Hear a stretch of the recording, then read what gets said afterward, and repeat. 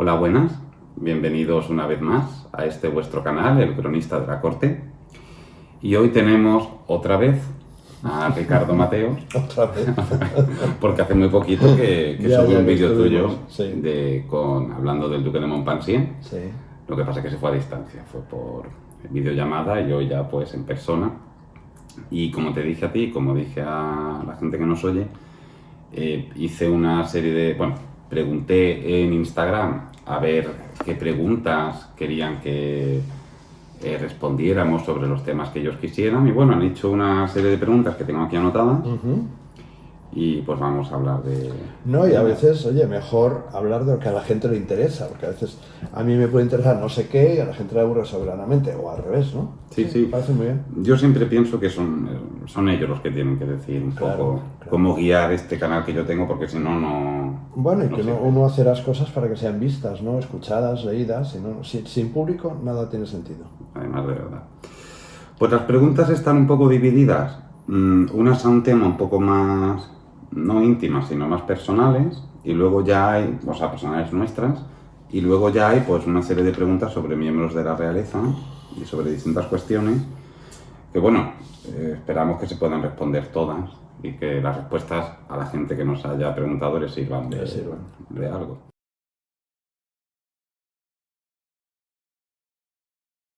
La primera pregunta que nos hacen es ¿qué hemos estudiado? ¿Qué habéis estudiado? Nos dicen. Bueno, yo soy licenciado en Historia en el año 85. Después estudié traducción e interpretación en inglés y francés en el 97, 98.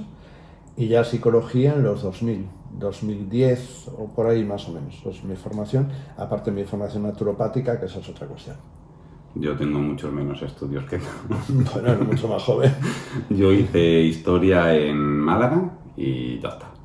Ya Bueno, con eso ça suffit, que dirían los franceses. sí, ya con eso tengo bastante.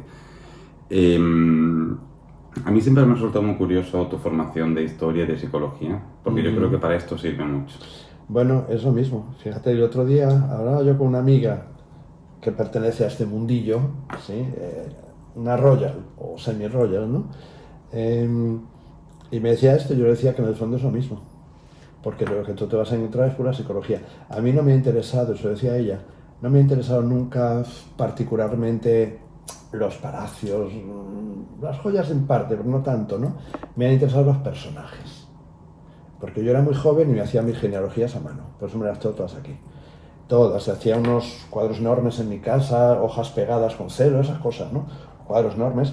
Entonces iba aprendiendo todo eso. Y yo me preguntaba, toda esa gente, ¿quiénes eran? ¿Qué había detrás? ¿Qué pensaban? ¿Cómo veían la vida? Me interesaban mucho esas dos cosas. Por un lado, el pensamiento, la psicología, podemos decir, ¿no? Pero la psicología no es solamente personal, sino de grupo. Porque es un clan, es una troupe. Es una especie particular, ¿no? Una especie a extinguir, pero una especie particular. Y luego me interesaba muchísimo la endogamia. La endogamia como el movimiento de los grupos de poder. Cómo se mueven, cómo se casan, cómo reaccionan. Y la geopolítica también. Es decir, cómo se conforman los estados, se desconforman, quién reina en cada sitio, qué es lo que pasa. Todo eso me gustó mucho siempre. No, sí, además hace una simbiosis perfecta para la hora de entender. Sí. Porque, como tú dices, es un clan casi ya en peligro de extinción. Mira, Pero Giovanni Borbón Sicilia me decía, ay Ricardo, somos los últimos dinosaurios. Esto me decía en los 90, Giovanni, que era un encanto de persona. no, es que de verdad.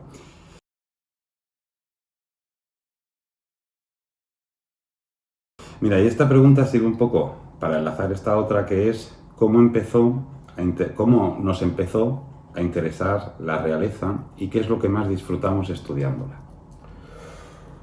¡Wow! Yo empecé sin conciencia clara, yo era un adolescente muy temprano, yo tendría 12 años, una cosa así. Y de pronto, no sé por qué, lo que yo recuerdo, porque no se cuenta, ¿no? Pues un día pensé, voy a ordenar estos reyes de España que no entiendo nada. Empecé a ordenar y vi que había infantas de España casadas con un rey de Francia, con un rey de Portugal. Pues esto se abre mucho, ¿no? Pero más iba abriendo, más se abría. Y recuerdo un día que descubrí que había un sitio que se llamaba Montenegro, que había unas princesas de Montenegro. Yo no había escuchado eso nunca en mi vida, era yo un adolescente. ¿Dónde estaría Montenegro? No había, en aquella época redes sociales no había nada, ¿no? Y eso me fascinó, cosas de esas, ¿no? Y ver cómo al final una princesa en un sitio como Montenegro resultaba que era reina de Italia, ¿no? Y eso emparentaba con otra gente. Eso me parecía fascinante en su momento. Y después conocer a las personas. Eso es lo que más me ha gustado siempre. Y conforme voy leyendo más, pues ir conociendo más la idiosincrasia de este grupo. La idiosincrasia, la particularidad. Y luego las cosas también más curiosas, más divertidas, porque al final, esto es la pedrada que tiene cada uno, ¿no? Cada uno tiene su propio rollo, ¿no? Es casi, es muy loco lo que voy a decir, ¿no? Pero para mí son como mis primos, con toda la distancia y los respetos y toda esta cosa que yo mantengo, ¿no? Pero sí son como mis primos, ¿no? Esto que hablamos de, yo qué sé, la tía no sé cuántos, el primo no sé cuántos, pues yo funciono bastante así, ¿no? Entonces, pues claro, como son parientes, quizá porque uno no tiene tantos, pues te gusta saber de tus parientes, ¿no? Entonces vas encontrando estas pequeñas cosas y vas completando un puzzle que en principio tenía muchos agujeros, eso se va rellenando como con piezas de información. ¿Y tú? Sí, yo lo mío fue mucho más infantil. Yo fui viendo la película de Anastasia. Ah, sí. Pero la de Disney. La de Disney. Y luego mi madre me puso la película de Anastasia que estaba esta actriz, ¿cómo se llamaba? La de Ingrid Bergman. Ingrid Bergman. Y Jules Briner. Exacto. Y fue a raíz de ahí que yo no tenía ni idea de quién era Anastasia. Ah, ¿tú viste la de Litvak? ¿Tú sabes quién fue ayudante de dirección en esa película? El hijo de Xenia, ¿no?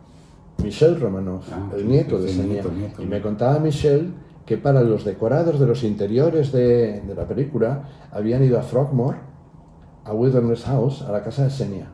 Y habían tomado fotografías para recrear algunos interiores de los palacios imperiales. En la peli esa. Algo así. Además, él sabe los créditos, él creo. Sí, no, seguro, será ayudante de dirección. Sí, además él tuvo mucha relación con el mundo del cine, con los grandes del cine, no solamente con Litvak. Pues yo fui a raíz de Anastasia, además me acuerdo perfectamente que fue en una cadena privada de España, o sea, Antena 3, y era un momento en el cual se tenía que votar por SMS si querías ver Anastasia o otra película más. Ah, sí. Y yo voté por Anastasia, yo estaba en Las Urdes, en casa de mis abuelos paternos, y de ahí salió el tema de que Alfonso XIII había estado por allí. Y yo no sabía quién era ese señor. Y ya me llevaron a ver la casa de Alfonso XIII, hicimos la ruta de Alfonso XIII en Las Urdes, y ya a partir de ahí pues yo fui encajando los de quién es este Alfonso XIII, qué relación tiene con el rey don Juan Carlos, que era el rey que estaba en aquella época. Y ya a partir de ahí fui encajando hasta llegar a, bueno, pues a lo que sé hoy.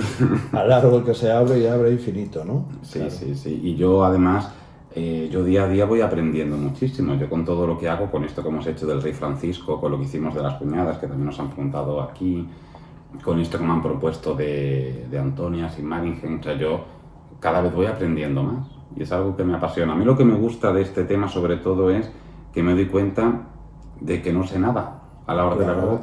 Claro. Porque te pones a mirar y vas descubriendo, vas tirando tópicos, que también hablaremos de eso, que nos ha hecho una pregunta muy interesante sobre eso, y es lo que me interesa, más que la realeza actual. A mí las casas reales actuales me pueden interesar a nivel más, bueno, de símbolo de poder, de círculos de poder y tal, pero no estoy muy puesto. Yo reconozco que yo no estoy muy puesto en las casas reales de ahora. A mí me preguntan, pues no sé cómo se llaman los hijos del duque de Kent, o sea, de los príncipes de Gales, y yo sé que uno se llama Charlotte y el niño... A mí me pasa un poco lo mismo. Es decir, que, no sé, los hijos de Estefanía de Mónaco, pues no sé, tendría que hacer un esfuerzo, ¿no?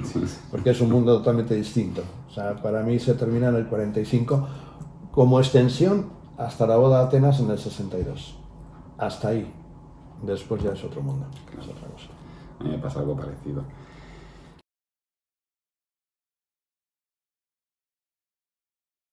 La siguiente pregunta es si son... ¿Cómo nos conocimos? Que tiene relación con la siguiente. ¿Cómo nos conocimos dentro de este mundillo? Bueno, yo había oído hablar de un chico joven de Sevilla a través de una persona americana muy interesada por el tema Anastasia. Y me habían hablado de ti. Y yo no sabía, me extrañó, es un chico joven, que habías ido además a un sitio a ver una cosa interesante, o que ella decía que era muy interesante, y entonces pensé, ¿quién será este chico? Nunca ella me dijo dónde estabas ni nada, y luego a través de este amigo común, Dativo Salviá, él me habló, me dijo, pues fíjate, este chico, Jonathan, me ha contactado, tú habías contactado con él, o no sé, por algo de Facebook, una cosa así. Y luego ya nos vimos en Sevilla aquel día. Pero de eso hace ya tiempo, ¿eh? Pues debió ser hace 8 años. 8 o 9 años Sí, hace por de ahí, eso ya, por ahí sí, más sí. o menos. A mí claro, yo te conocí ahí en persona, yo sabía de ti antes. Yo ya te lo conté, yo cuando mi hermano mediano estuvo naciendo, vamos, yo estaba en la sala de espera del hospital ahí en Tarrasa y mi abuelo estaba leyéndose tu libro de Los infantes desconocidos. Fíjate, ¿no? Y como era tanto, porque mi madre se puso de parte, se Ya, tiró claro. 1000 años, me puse con él y él me acuerdo que me empezó a leer el capítulo del infante Francisco de Paula. Ah, sí. Que yo no sabía lo que yo tenía, 6 7 añitos. Yo no sabía lo que era un masón, yo no sabía lo que era nada de eso. No, claro. Y él me lo iba contando y recuerdo que era tu libro. Fíjate. Que todavía está en casa ese libro.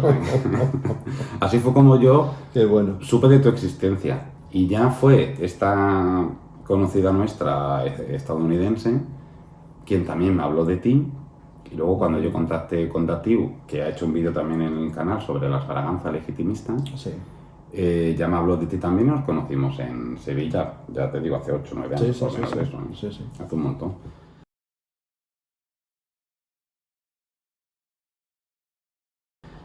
Eso viene otra pregunta que nos han hecho porque tú y yo hicimos un vídeo para la Asociación de Amigos de los Castillos Españoles, se llama así, ¿no? Está bien dicho el Sí. nombre.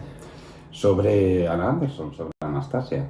Y se ve que algunos de los que nos siguen lo han visto, que está muy bien, y nos preguntan si somos anastasistas, si creemos en Ana Anderson. Mira, yo creo que uno tiene sus pequeñas faiblesses, como dicen los franceses, ¿no? Sus pequeñas debilidades. Y yo, a pesar de los ADNs y toda esta cosa, me permito la licencia romántica de creer en Anna Anderson. Sí, además es un tema que a mí, ahora no, ¿eh? Pero cuando yo era muy joven, digo, con 16, 17, 18, durante unos cuantos años, que fue cuando yo conocí a los primeros Romanov, a mí me apasionó ese tema, vamos, leí todo lo que había, creí siempre fervientemente y de hecho fui a ver a Tatiana Botkin a París, en fin, hablé con alguna gente que todavía había oído de primera mano o lo habían incluso llegado a ver. Bueno, es un permiso que me doy.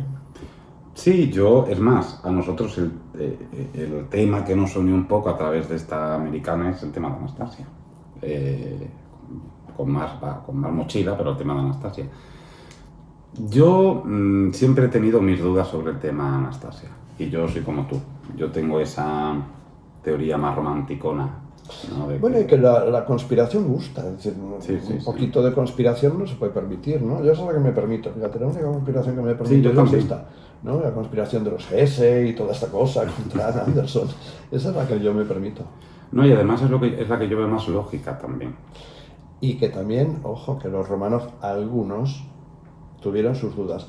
No tanto en relación quizás con Anna Anderson, pero sí con el tema de la muerte de Sara y todo eso, tuvieron dudas, de las que yo soy consciente porque me lo han contado. El propio Michel las tuvo. No en relación a Anastasia, porque Félix Yusupov, que era su tío, le dijo siempre la versión oficial, pero hubo sus dudas. Fíjate, incluso Nikita me parece que fue alguien que en un momento dado se preguntó cosas. Bueno, en fin. Sí, y que hoy en día, una vez que ya se ha hecho el ADN, siempre cuando vemos las cosas desde el punto de vista actual es más fácil sentenciar. Claro. Y decir, no era Anastasia. O no, el zar murió en julio del 18. Pero hasta el ADN, el libro de Peter Kurz es demoledor. Sí. Es demoledor, o sea, es impresionante, ¿no? Ya con el ADN, que fue hecho a instancias de la hija de Tatiana Botkin, ella es la que paga por hacer ese estudio de ADN, se lleva a la mujer el gran chasco de su vida, quedó esa cosa de que no había estado en custodia, que ese tejido no se sabía, y esta cosa rara de que casualmente fuera la Francisca Sonskowska, que esto sí que me parece bastante increíble, ¿no? Pero bueno, ahí está, yo creo que son cuestiones románticas que uno se permite tener. Sí. En el resto soy bastante riguroso, quiero decir, pero en eso me permito, no sé, esto, ¿no? Algún día tal vez podamos hacer algo de la señorita desconocida. Y quién sabe, Fräulein Unbekannt.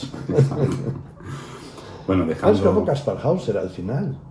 Sí. Porque Kaspar Hauser en otro plano, oye, mira que no hubo gente de ese mundo que creyó en Kaspar Hauser. La reina Carola de Sajonia, Antonia Sigmaringen, hubo bastante gente que creyó en él. Y descendientes de ellos que creen en él. Sí, un poco como la hija de Luis, la hija de Luis XVI. Claro. Es un tema que se va viendo.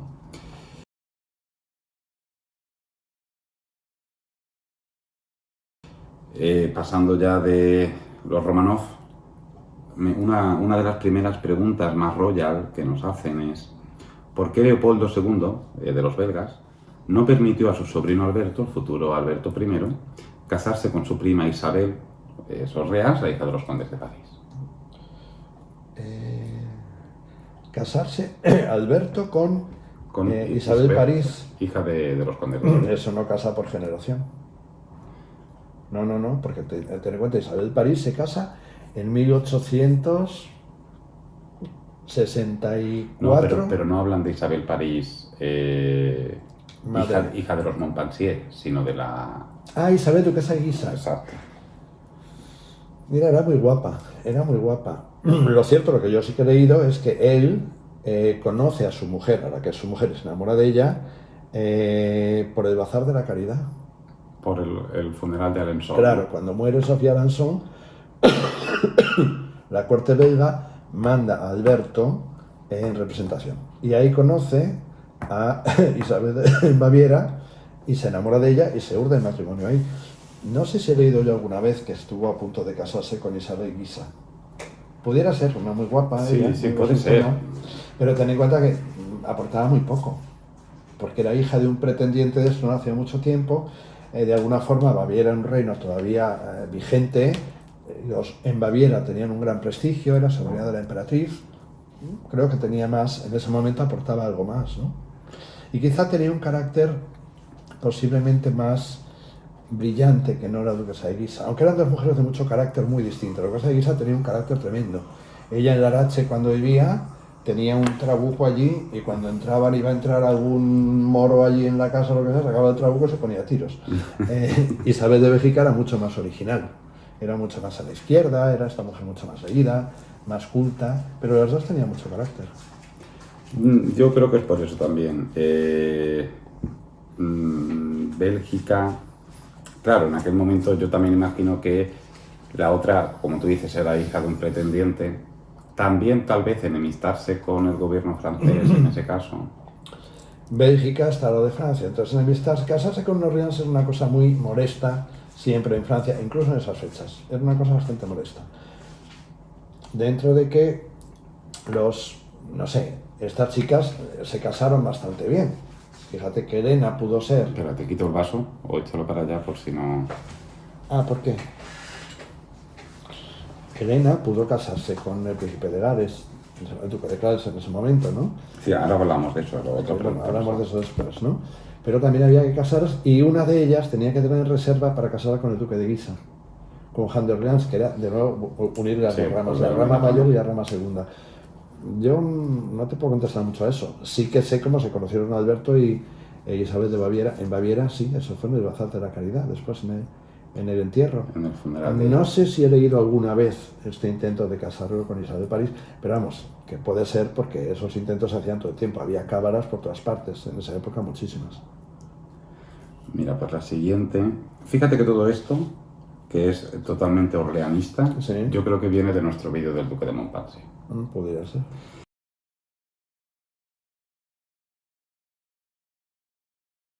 La siguiente pregunta es, ¿cómo pudo casarse la infanta Isabel Montpensier, con el conde de París? ¿No hubiera sido mejor que él, el conde, se casara con una Orleans mejor posicionada?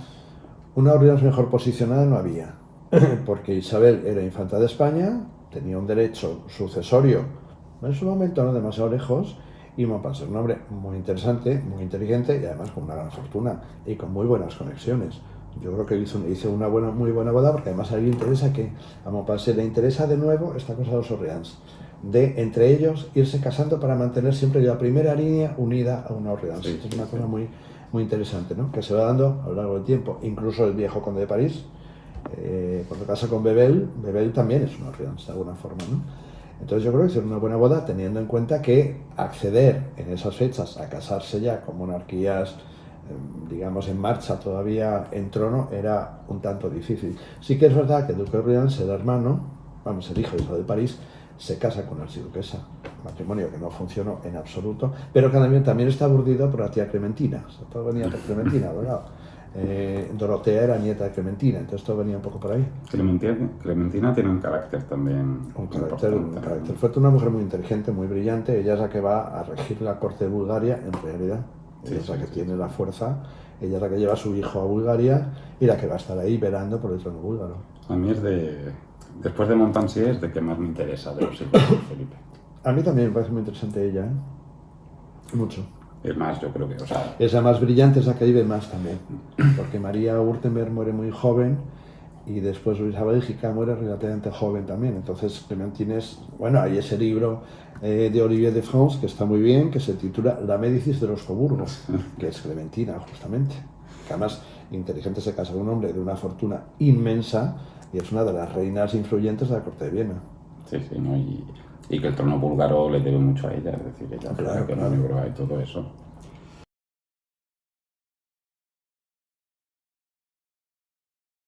Mira, otra pregunta orleanista. Cuando la futura Helena Aosta estuvo a punto de casarse con el príncipe de Gales, uno de los problemas fue el cambio de religión. ¿En ese punto los Orleans no eran tan relajados religiosamente? A ver.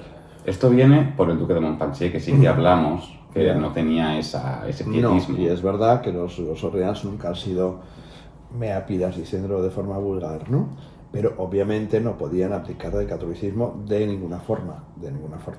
Y más, imagínate una hija del jefe de la Casa de Francia. Toda la correspondencia relativa a ese intento de matrimonio la ha publicado el pobre Miguel de Grecia, que ha muerto hace muy poco, en un libro. Son las cartas de Eddy y de Hélène, y ahí se ve todo. De hecho, hay una voluntad por parte de las familias, hay una voluntad, la reina Victoria mismo, que tiene un enorme cariño a la chica, además aparece por todas partes, no solamente la reina Victoria, la reina Alejandra, todos tienen un gran interés. Lo que pasa es que no puede ser, porque es que además, claro, una católica en Inglaterra era lo más imposible.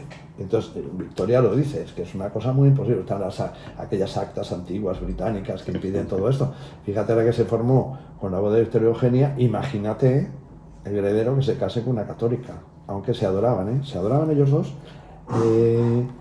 Y luego, cuando ya esto no funciona, es cuando encuentran a May de Teck, que de alguna forma, dentro de lo que había, era la más británica de las princesas, una segundona, pero muy británica por su madre. Entonces encuentran que es un buen apaño, eso sí que es un apaño. Pero él estaba enamorado de Hélène y Hélène de él. Es que claro, el cambio de religión siempre es complicado.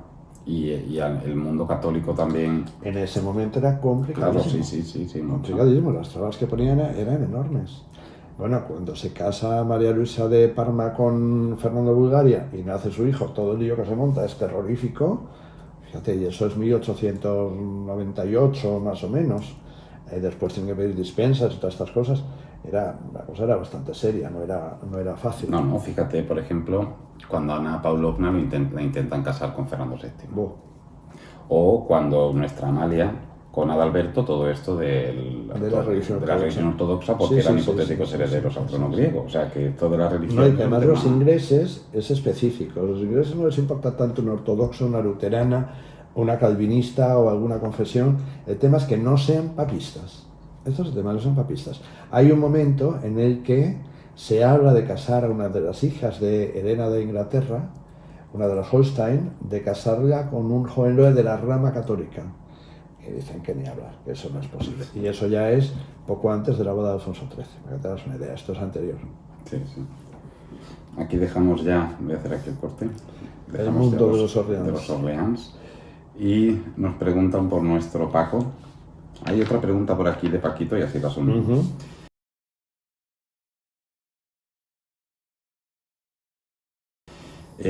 Como en algún vídeo hemos hablado de él, aunque sea de forma tangencial, y yo también, en solitario lo he hecho también, uno nos pregunta: yo quiero saber sobre la vida del rey Francisco en el exilio y sus últimos días de vida. Creo que murió antes que Isabel, sí, murió 2 años antes. Sí. ¿Y cómo fue su relación con sus hijos? Bueno, como tú sabes, la relación sorprendentemente buena. Sí. Dentro de que es un señor de su tiempo, un señor conservador, un señor muy prudente, un señor de las formas, muy amigo de mantener los rangos y los estatus, de las buenas bodas, un señor con mi un poco a la antigua, o bastante a la antigua, pero su relación es bastante buena. A mí Pero lo me- que nosotros hemos visto en todo eso que hemos leído, ¿no? A mí me ha sorprendido Los mucho trata eso. como hijos absolutamente, los considera como tal, los quiere como tal, les escribe como tal, les da consejos, bueno, los convenientes para unas princesas de esa época. Una relación buena. Y se ven más de lo que la gente se Sí, sí. imagina. Eso es lo que me ha sorprendido a mí mucho. Paz, Eulalia y la chata van a verlo muchísimo. No, y se quedan en Epinay, no es que vayan a verlo solamente un momento, sino que siempre que alguien va a París, siempre están con él. Siempre. O sea que es mucho más de lo que la gente se imagina, porque no había nada hecho y nada investigado. Entonces es fácil imaginar que él estaba totalmente perdido y no, él estaba metido en el meollo regio, porque incluso ya en Epinay, en los últimos años, cuando va alguien importante a París, Sí, sí. él está allí. Va la reina Cristina con las niñas, él está allí. Va Paz y Fernando, están allí y se van a Epinay a pasar una semana. Eulalia, por supuesto, porque además ella vive prácticamente en París. O sea que la relación es muy estrecha. Incluso la relación es muy estrecha, una vez muerto Alfonso XII, entre él e Isabel. Sí, sí, sí, sí. Ellos ahí ya se unen porque también tenía sentido, eran muy mayores. Ya no había gente por medio, no estaba Meneses, no estaba Ramiro de la Puente, no había nadie que pudiera de alguna forma meter lío entre ellos y se dan cuenta de que apoyándose un poquito más la cosa tiene mejor.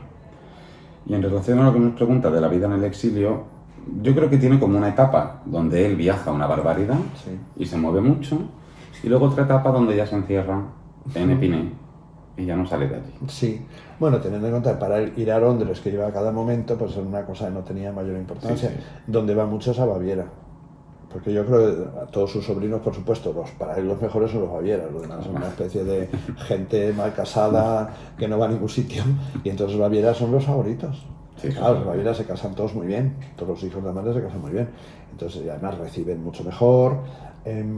Y es que, claro, hay que entender esto. Tú llegabas a una corte e inmediatamente entrabas en ese mundo. Tenías invitaciones por mucho que fueras incógnito.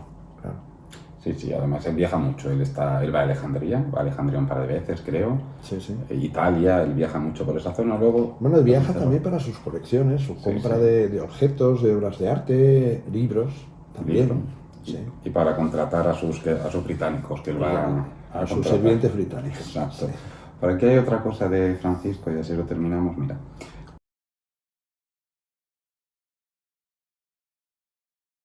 ¿Cómo sigue la edición del libro del rey Francisco? Bueno, terminado está, el libro está terminado. Ya está muerto Paco. Estamos en busca de editor. Si alguien nos echa una mano, sería bienvenido. Hay que avisar que son muchas páginas, ¿eh? Hemos intentado que no sea plomizo, cosa que no es fácil, pero son muchas páginas. Ahora, hemos querido hacerlo entero.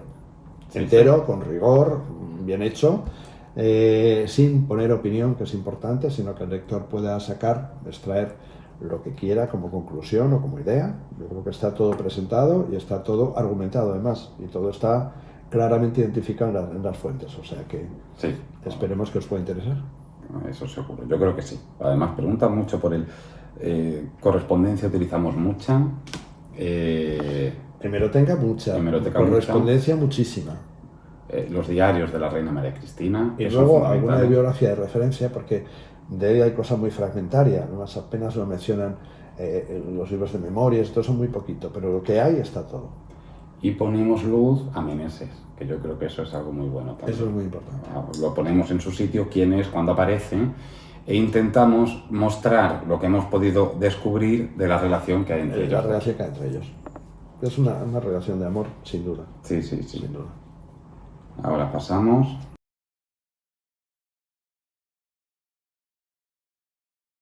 Hay un tema que me interesa mucho. Beatriz de Sajonia, será Beatriz de Sajonia, Coburgo-Gotaví, y su relación con Victoria Eugenia y Alfonso XIII. ¿Fue víctima de un complot? ¿Qué pasó entre el rey y ella? Y luego, otro seguidor, que hace una cosa parecida, ¿me podríais explicar el porqué del segundo exilio de Ali? Bueno, esto lo cuenta muy bien Ana María de Sagrera en su libro NIB en defensa de una amistad. Y ese capítulo lo titula La patraña. Y ella, que yo en esa época tenía mucha relación con ella, y además hablamos mucho de esto, ella decide llamarlo La patraña, porque fue una patraña, eso está urdido en la Corte de Madrid, para intentar alejar a los dos, pero en particular a ella. Lo que pasa es que el rey a ella tenía también una envidia bastante grande, porque era un hombre más inteligente que él, más brillante, mucho más cosmopolita y sin duda mucho más demócrata que él. Pues Alfonso XIII, que era muy paternalista y se creía que era un poco el ombligo del mundo, se llevaba muy bien con su primo, pero yo tenía unos celos bastante grandes, ¿no? Además, el matrimonio funcionaba muy bien, el suyo no funcionaba bien, los hijos de Ali y Bi, agnósticos guapísimos, los hijos del rey, pues tenían lo que tenían, los pobres, y entonces una cosa. Y por otro lado, había mucho interés en la corte de apartar las influencias que consideraban nefastas por ser demasiado modernas o demasiado democráticas o demasiado abiertas. Y entonces hay todo un partido de la corte, que esto lo dicen los informes de los embajadores. Bueno, los embajadores en Madrid a Londres dicen esto: aquí hay un complot en la corte liderado por el partido más ultramontano, que es además es en plena guerra, que es el partido que está a favor de los imperios centrales. Sí, los germanófilos. Los germanófilos. Y ahí está pues toda la nobleza rancia de la corte, pues, están los de siempre, el Marqués de Viana, los Santa Cruz, Santo Mauro, toda esta gente que son... de Rivas también está metido. Claro, todos los que de alguna forma no les interesa que estos que traen la modernidad a España también, que traen una visión distinta y formas distintas de hacer.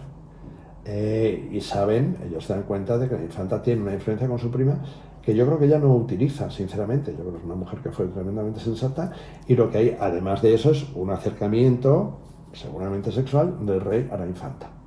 Y ella le hace un refus que no le había hecho nunca a nadie, porque él creía que tenía derecho de pernada con todo el mundo, y se lo ponía muy fácil, pues Doña Sol, la duquesa de Durcal, estas señoras que también facilitaban todo eso, que desde luego no se llevaban nada bien con la reina, nada bien. Y todo esto es surgido así. De hecho, no es un exilio como tal, sino que les notifican que tienen que irse a Suiza, se lo notifican de la noche a la mañana. La reina Cristina avala eso, porque lo que dijera su hijo iba a misa. Es lo único que le achaco yo a la reina Cristina, fíjate. Y entonces les dicen que se tienen que ir de hoy para mañana a Suiza, pero no van exiliados, van en una especie de misión supuestamente diplomática, pero tampoco es así.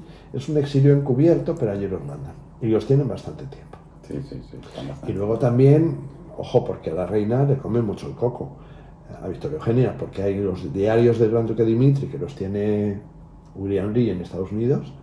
Él me ha mandado a mí extractos. En el año 19, Alfonso y Ana van a Londres y se encuentran con Dimitri. Y Dimitri escribe ahí que la reina todavía está muy reticente con Vi. Todavía sigue creyendo, o ha creído, porque incluso el hermano de reina, Carisbrooke, también Leopoldo, me parece que es, y Carisbrooke todavía también creen que ella ha sido una mala influencia, ¿no? También tenía mucho que perder los Battenberg, ¿no? Pero eso fue una urdimbre total. Y ellos fueron víctimas claras de eso. Porque cuando eres una persona inteligente, popular, brillante, en una corte bastante pobretona, si no había personajes brillantes en la corte de Madrid, y había gente tremenda. Marqués de Viana era tremendo. Claro. Fíjate que de Alfonso XIII hemos hablado siempre de que hay una biografía política hecha, hay muchas biografías de políticas, pero biografías más personales no hay. Pero es verdad que es muy complicado, porque tienes que meter en política. Es muy complejo, porque tienes que meterte en esa política tan complicada, y al final, claro, eres un personaje que tiene una doble vertiente. Es un poco Isabel II de otra forma, ¿no? Mucho mejor vestido que Isabel II. Pero es cierto que él es un hombre, es un patriota absoluto. Él se considera a sí mismo el gran patriota. Y todo lo hace por España. Mal hecho, porque se vuelve a saltar la Constitución. En fin, el tipo de cosas que hacían y que al final les echaron encima siempre, ¿no? Entonces hay una parte suya muy querible, porque es un hombre de valor, un hombre que se atreve, es un valiente, es un patriota y todo eso. Lo que pasa es que lo hace todo a su manera. Y esto es su gran error. Un hombre con mucho charme, con mucho encanto, pero que también, y esto creo que lo contaba la infanta Eulalia, que se lo dijo a Ana María, que creía que tenía un encanto irresistible. Entonces creía que todo el mundo caía en su encanto, en su manipulación. Es un hombre muy manipulador también, con mucha gracia, se lo sabía hacer traer muy bien, y eso fue también su trágico destino, ¿no? Sí. Jugó muy fuerte. No, fíjate, la propia Oficina Pro Cautivos, que es su gran obra. Sí. Ahí se ve una caridad humana importante, por supuesto. Pero por supuesto, ¿no? Y tomada de la reina Cristina, que Sí, eso sí. está, eso está. Y fíjate que yo siempre he pensado que esa oficina pro cautivos no podría haber funcionado si se cumpliera rajatabla la Constitución. Él No. hacía un poco lo que le daba ganas a los embajadores. Sin duda. Y las ayudas que él da, porque en Palacio están todas las cientos de cartas de peticiones de ayuda, no solamente ya de los parientes arruinados, los Sevilla, toda esta gente, sino también los parientes que viven en Austria. Es una cosa impresionante. Los propios carlistas, Alfonso Carlos, la duquesa de Parma, don Miguel, también todos piden ayuda.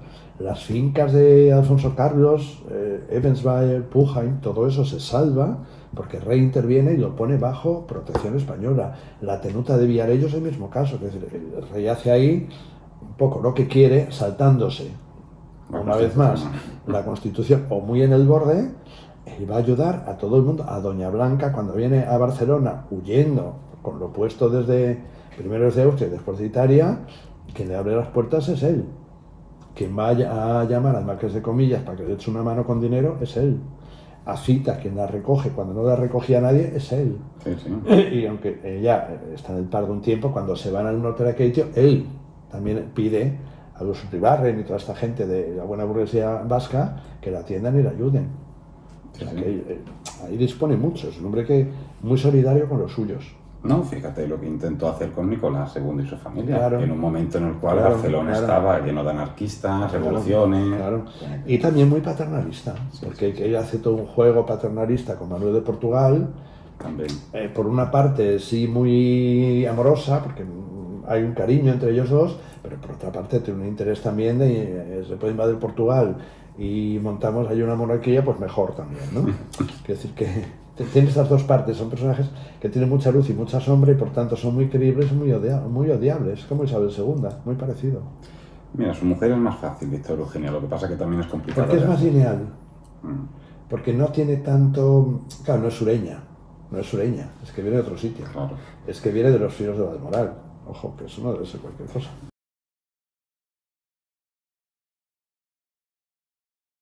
Mira, aquí nos han hecho otra pregunta para ir uniendo Sí. un poco, que es este supuesto aislamiento de Ina, que tanto se ha dicho de que no tenía relación con sus parientes. Esto viene porque yo, en el libro este que yo hice, en el vídeo que yo hice de conmemoración a lo de los intentos de Alfonso por sacar a los Romanov, yo comenté que ella, a Alejandra, a Alix, pues no la conocía, evidentemente la conocía, pero se llevaba muchos años y que trato no hay. Es más, en el Archivo General del Palacio Real no hay cartas de la zarina hacia ella. No. Entonces, Pero no hay cartas también porque eran primas con mucha diferencia de edad que se habían visto muy poco. Todos tenemos primos que no nos tratamos porque pues, son mucho mayores, porque viven en otro sitio, porque no ha habido esa relación. claro, pero con otros primos sí tiene mucha más relación y tal.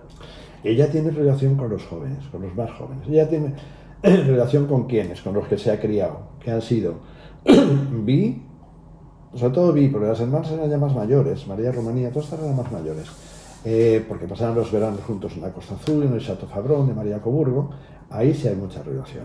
Y ya con las dos solteras, bueno, una soltera y la otra casada y mal casada, que son las hijas de Elena, las Holstein, que estas viven en Inglaterra todo el tiempo, entonces ella siempre las ve, a Zora y a María Luisa. Y luego Alice Albany, la hija duque de Albany, ella tiene una relación excelente toda su vida y de hecho, ella siendo muy mayor, ella cada vez que va a Inglaterra, ella va a Kensington y está con Alice Ashton. Y cuando la princesa Beatriz, ya muy mayor, ella alquila a los Ashton una propiedad, Bantridge Park, que es donde muere la princesa Beatriz, que se la alquila a los Ashton, que están allí con ella, son los que la cuidan. O sea, la relación es muy estrecha. Y luego, fíjate, el otro día estaba viendo unas cartas para una cosa que me ha pedido sobre la reina, sobre la reina, y me sorprendió mucho unas cartas de los años 40, cuando todavía don Juan no se ha ido a Estoril. Parece que es ahí, ¿no? Y entonces está ella en Londres porque ha ido a una reunión, no sé, una boda o algo así, que tenía que ir don Juan. Y entonces ella escribe y dice, Juan no podía venir por mal tiempo. Dice, y Bertie, Jorge VI, le ha puesto 2 veces un avión a su disposición para que venga, pero el tiempo no lo ha permitido. Y Bertie tiene mucho interés en verle y en hablar con él. Es decir, y ella está en Windsor, o sea, está en Windsor con todos los parientes. Es decir, que no tuvieran ninguna relación en absoluto. Sí, ella tenía. Es más, yo he visto aquí. Y se ve cuando habla de Bertie, cuando habla de David, los conoce a todos y tiene relación con ellos, claro que sí. Que tiene. Con Miss y Rumanía también he visto ya alguna correspondencia con ella. Sí, tiene mucha relación porque además la María de Rumanía era un gran personaje, viene a España 2 veces, hacen más amistad, son personajes muy brillantes. Intenta casar a su hija con Alfonsito. Casar a Ileana con Alfonsito, que la cosa no funcionó, y luego van a intentar casarlo con Kira, la hija de Victoria Melita. Pero eso ya en el exilio, en el año 31, del verano del 31 a febrero del 32, intentan casarlo con Kira y la cosa no va a funcionar. El príncipe de Asturias, cuando viene, a Ileana la traen aquí para intentar si la cosa se hace. Sí.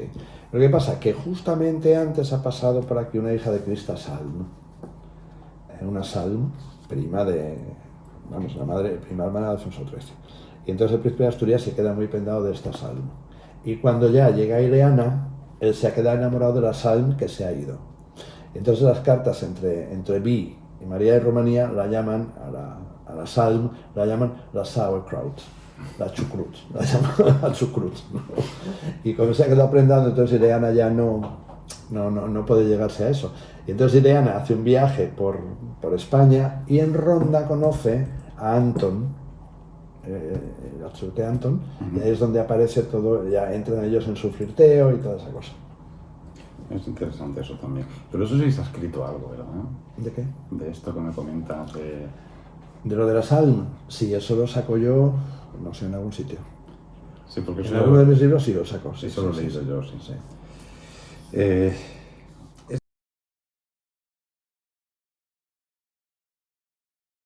Esta pregunta, como es más de la Casa Real actual, bueno, mira, si quieres sí lo podemos hacer, porque aquí ya hay un compendio de preguntas que no tienen un orden. Hablan de los reyes Juan Carlos y la reina Sofía. ¿Qué papel o funciones creemos nosotros que deberían ellos desempeñar actualmente?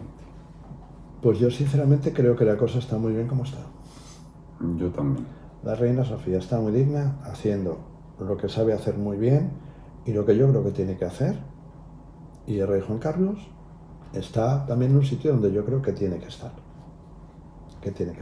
Si hablo con el corazón, considero que tendría que volver a España.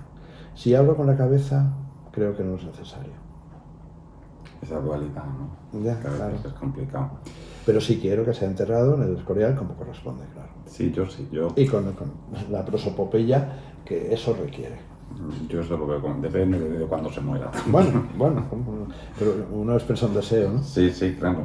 Yo fíjate que lo he pensado mucho esto y yo creo que el papel que tiene, por ejemplo, Doña Sofía actualmente, pues es como lo que tiene la princesa Beatriz de Holanda, ¿no? De los Países Bajos. Sí, ese es un papel muy digno. Ahí está, apoyando, sosteniendo y además da una imagen, fíjate, esa imagen de amor que ella transmite por su hermana. Las fotos que hemos visto estos días. Cómo cuida a la princesa Irene, cómo cuida a su prima Tatiana, que ha sido como una hermana para ella, ¿no?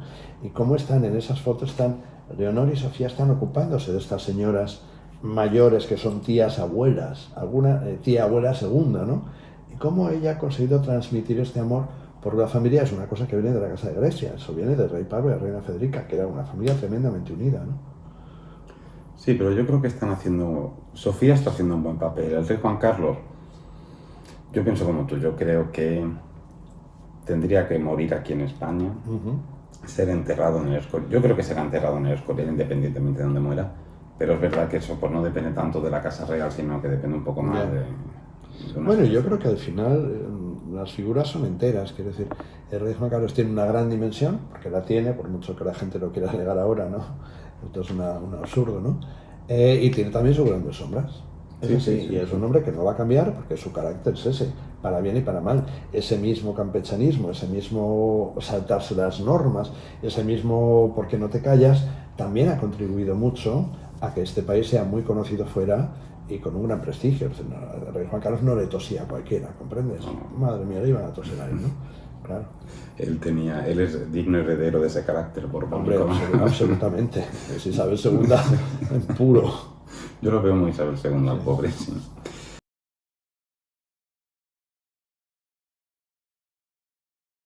Mira, de don Juan Carlos y doña Sofía saltamos a los dos Sicilias. Ujú. Y hay un chico que nos pregunta, en el caso polémico de los dos Sicilias, Sí. ¿qué opinión tienen los descendientes del príncipe Gabriel, que de hecho son la única rama que a día de hoy sigue la política matrimonial de Carlos III?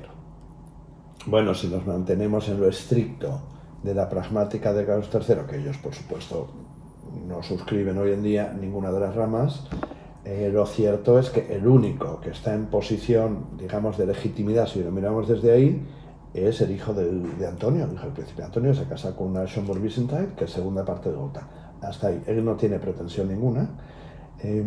Más allá de eso, yo sí puedo decir, porque eso yo he conocido a Giovanni, he conocido a Antonio, he conocido a Inmaculada, he conocido a Margarita, ellos han sido todos castristas, siempre, y eso sin ningún género de dudas, ninguna duda. Fíjate Pero para que- qué decir que no se tratarán con don Carlos, con doña Anita, por supuesto que sí, ¿no? Pero ellos han sido castristas siempre.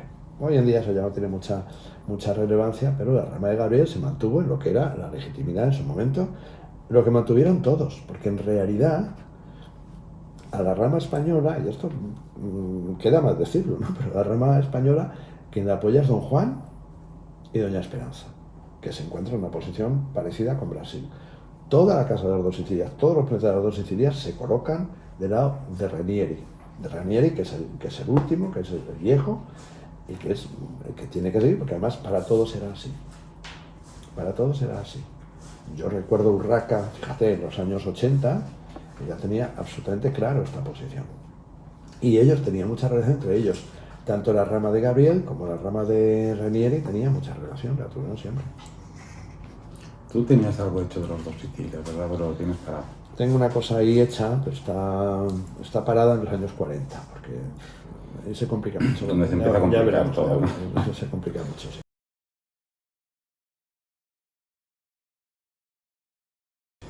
Mira, una pregunta que me ha parecido muy interesante. ¿Por qué se han repetido tantos tópicos? ¿Cuándo os disteis cuenta de que eso sucedía? Y si es difícil no caer en el tópico. Es muy difícil no caer en el tópico, eso sí. Mira, es muy difícil porque, claro, ¿qué legitimidad uno se da para poder ir en contra del tópico? Eso es lo primero, porque, claro, es fácil que uno dude de sí mismo o que dudes de quién eres tú, ¿no? O sea, ¿quién soy yo ahora para de pronto decir que esto no es así? Claro, aquí están los papeles. Sí. Por ejemplo, estábamos viendo antes, ¿no? Estas son cartas de María en Rumanía, su hermana, la gran duquesa Victoria Medita de Rusia. En fin, yo tengo mucha documentación de esta, ¿no? Entonces, ¿qué pasa? Que tú vas leyendo y para sorpresa tuya, lo que lees en los papeles no es lo que se ha dicho. Pero ¿qué pasa? Que los tópicos pesan tanto que al final es muy difícil tirarlos abajo. Es muy Porque complicado. siguen estando y siguen estando y siguen estando. Y eso es aplicable a cualquier cosa. Mismo Anastasia, ¿eh? Es igual. Sí, sí. Fíjate que el gran problema que yo veo aquí es que el tópico se ha sentado como verdad. Que habrá algunos tópicos que son reales. por Bueno, el supuesto. tópico siempre tiene, entiéndeme, siempre apunta a la verdad, ¿no? A la verdad establecida. Yo me acuerdo con la reina Cristina, cuando yo me proponen biografía de la reina Cristina, que era un personaje, yo tenía bastante manía, parece una señora sosa, aburrida, antipática, y sin embargo descubro una mujer a la que le cobré una gran admiración, ¿no? Una mujer de una fe muy profunda, una mujer muy inteligente, con un gran sentido del humor, que a pesar de las desgracias que tiene, que son muchísimas, ella se mantiene siempre incólume, no pierde su voluntad de vivir, de apoyar, de estar. Encontré un personaje mucho más poliédrico, mucho más bonito, con mucho más color, del que siempre se había entendido como doña Virtud, esta cosa de la etiqueta, ¿no? Creo que hay que ir más allá, pero es muy difícil, ¿eh? Es muy Porque eso complicado. ha calado tanto, no aquí en todas partes, ¿eh? Que al final pues parece que uno sea el que viene a discutir eso, no a discutir, pero a poner en tela de juicio un tópico, parece que uno sea pues una especie de estrambótico extraño, ¿no? Medio conspiranoico o algo de eso, ¿no? Entonces es muy fácil que a uno también le desechen por ese motivo. No, y además que esto que has enseñado, que son, no sé si se ven, yo imagino que sí, son un tropel de cartas, hay más, esto es muy difícil de consultar, es decir, ponerte aquí delante y ponte Claro, a ver todo pero el esto. tópico se basa en qué? En la no investigación. Que el tópico se basa en que tú tomas lo que ha dicho otro y lo vas copiando, en cualquier ámbito de conocimiento, ¿eh? Sí. O sea, y sobre todo, ¿quién fue el primero que dijo una cosa? Pues claro, ¿quién fue el primero que dijo esa cosa? A ver quién era ese que lo dijo, ¿no? O con qué intención lo hizo. Es esto. También es verdad que cuando tú te acercas a los personajes y las cartas, lo que permiten es, tú vas viendo la carne aquí, tú vas viendo el pensamiento real de los personajes. Entonces, claro, ya el tópico te queda muy estrecho, la etiqueta se te cae, porque ya no estás en el juego de buenos y malos, sabes, de listos y tontos, o de potentes o impotentes, como Luis Francisco. Claro. Fíjate esto, ¿no? Esa carta que nosotros citamos ahí, ¿no? Si la propia Isabel II se pregunta o le pregunta a alguien, o ella concibe que su marido puede tener una hija adulterina, si ella piensa eso o considera que su marido puede tener una hija adulterina, eso quiere decir que este señor de impotente no tenía nada, porque lo sabría ella antes que nadie. Mejor que nadie, claro. Te digo que es que eso ya derrumba esto, pero ponte tú, ahora eso, ¿qué calado tiene? Sobre todo en el mundo académico. Ninguno, porque además esta cosa en el mundo académico no tiene ningún valor. No. Ningún valor. No, y además... Porque son tomadas como pequeño gossip, como pequeño cotilleo, como una cosa menor. Ciertamente lo es, pero no creo que sea despreciable, ¿no? Pero se ha despreciado mucho. Se ha despreciado muchísimo, porque además el mundo académico, que funciona a otro nivel, es uno de los grandes culpables de que los tópicos se vayan repitiendo. Claro. Porque como esto no lo investigan, porque tampoco les interesará mucho, no, por supuesto no. Pues se va repitiendo todo eso. No sé si había alguna... se han repetido tantos tópicos. ¿Por qué se han repetido? Bueno, lo hemos dicho. ¿Cuándo os disteis cuenta? Sí, está todo respondido. Pues yo, por ejemplo, una de las veces que más me he dado cuenta de los tópicos es haciéndolo del Rey Francisco. Yo me he dado cuenta de que se han repetido tópicos. Muchísimo. Muchísimo. Muchísimo. Ahora nos preguntan... El otro día esta mujer de esta conferencia, no voy a decir el nombre, que salí yo espantado, ¿no? Hablando de la reina Cristina, la gobernadora, ¿no? Claro que ella tuvo negocios de todo tipo, Muñoz. Claro que ella le quemaron el Palacio de las Rejas a los gritos de abajo la ladrona. Pero claro, lo que no puedes decir es que ella, que se fue de hoy para mañana, pues saben cosas que salen del Palacio de las Rejas, se refugian en Palacio y se van a Montemor en Portugal y se llevan lo opuesto. Pues esta señora contaba que se habían llevado todos los muebles Renacimiento que había en Palacio, se habían llevado todas las obras de arte, todos los cuadros. Eso es una flagrante mentira, ¿no? Y sin embargo, se dice. Se dice. Pero, y estentóreamente, además, ¿no? Pero fíjate también, yo creo que el gran problema es el anacronismo, es decir, bueno, esto es ver todo esto desde el punto de vista actual. Y otra cosa que es muy española, o sea, el anacronismo está claro porque y eso es algo fundamental cuando tú abordas cualquier cosa. Pero por otro lado también yo veo que en España pasa algo que es todo lo que tiene que ver con lo español se presenta siempre fuera de contexto, es decir, desde una insularidad total, ¿no? Entonces, hablamos de pena de muerte, no se habla de la pena de muerte en otros países de Europa. Hablamos de homosexualidad, no se habla de la persecución en otros países de Europa. Hablamos de brujería, no se habla de persecución en otros países de Europa. Fíjate el topiquísimo, ¿no?, de la Inquisición en relación con la brujería. En España no se quema un brujo desde 1613. El último auto de fe que se quema un brujo. Y sin embargo, seguimos creyendo esto, ¿no? Entonces, ¿qué pasa? Que no hay contexto. Entonces, el otro día en esta conferencia, ¿no? Esta mujer decía, hablaba así, los reyes, claro que sí, pues te sale uno tonto y otro listo y otro deprimido, otro no sé cuándo, pero es que esto pasa aquí, esto pasa en Inglaterra, esto pasa en Francia, esto pasa en Rusia, esto pasa en cualquier sitio. Quiero decir que no es que España esté al margen del proceso histórico, no, está inserta en ese proceso histórico. El absolutismo en España se da en un momento de absolutismo, el despotismo ilustrado se da en un momento de despotismo ilustrado en Europa, es decir, no estamos tan descabalgados, no somos una cosa rara que funciona al contrario que el resto de Europa, y sin embargo se presenta siempre desde ahí. Se presenta desde ahí y a nuestros reyes les dan como un toque peculiar, pero que no dejan de ser menos peculiares o tan peculiares. Pero porque, Jonathan, porque no se conocen. Jorge III de Inglaterra, por favor. Y como hay mucha gente, es decir, lo que se matan en la familia de los zares antes del Pedro I, es una escabechina, ¿no? Las escabechinas en Inglaterra han sido tremendas dentro de la familia real, ¿no? Y en otros muchos sitios. Sí, sí. Pero eso no se presenta porque no hay conocimiento y no hay literatura. También es verdad que no hay literatura. En castellano hay muy poco, muy poco. Eso es un problema también. Yo me acuerdo cuando llegué a Inglaterra, yo en el 85, con 24 años, no sabía lo poquito que aquí había, o poquito, ¿no? Y de pronto llego a casa de Arthur Addington y veo una biblioteca inmensa en inglés, y lo primero que veo es un libro que se llama Hesse Tapestry. Y ese libro es toda la casa de Hesse y su relación con Victoria. Y de ahí para abajo todo eso. Claro, entonces empieza a ver y se abre un mundo entero ahí. Pero es que aquí no había y sigue sin haber absolutamente nada. Nada. No hay ni siquiera de Francia. Fíjate, 4 biografías, alguna de Luis XIV debe haber, me imagino. Pero muy poco. Bueno, no te digo ya de Alemania, ¿no? Mismo de Inglaterra, lo hablábamos antes, de Victoria, no hay más que la traducción de la biografía de Lytton Strachey, nada más. Lo demás son referencias aquí y allá. Entonces, claro, Sí, sí. es muy fácil. Y el problema es que luego a todo esto se le añade, pues, como la señora esta que tú te encontraste, la de... Que al no ponerlo todo en contexto es muy fácil hablar de, por ejemplo, cuando hemos investigado el de Francisco, yo me he dado cuenta de una cosa fundamental que yo también entendí mal, que es la reina María Cristina. Claro. Y yo entendí ese concepto que decimos, la reina ladrona, ¿vale? Pero ¿qué concepto tenía ella de la propiedad de los lo que la palacios? roba. Claro. Es que ese es el problema que hay con las propiedades, las joyas. El anacronismo. El anacronismo total. Y esa insularidad, pues fíjate, Carolina Matilde de Inglaterra y Cristal VII de Dinamarca. Ese triángulo con Struensee. Un triángulo maravilloso. Nadie ni se imagina que eso existe, ¿no? Bueno, hay una película sobre eso, pero de esos casos hay un montón. Pero no hay noticia, no hay literatura, no...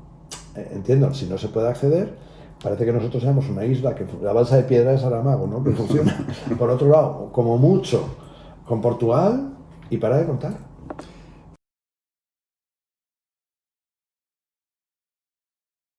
Fíjate que aquí hay una cosa muy parecida, para quitar... Vale. Fíjate, ¿por qué el tema de los hijos no naturales, me imagino que se refiere a lo de las legitimidades, No sé, legítimo, sí. tiene tanto arraigo en España? A partir de Carlos IV y María Luisa hay rumores de ilegitimidad por todas partes.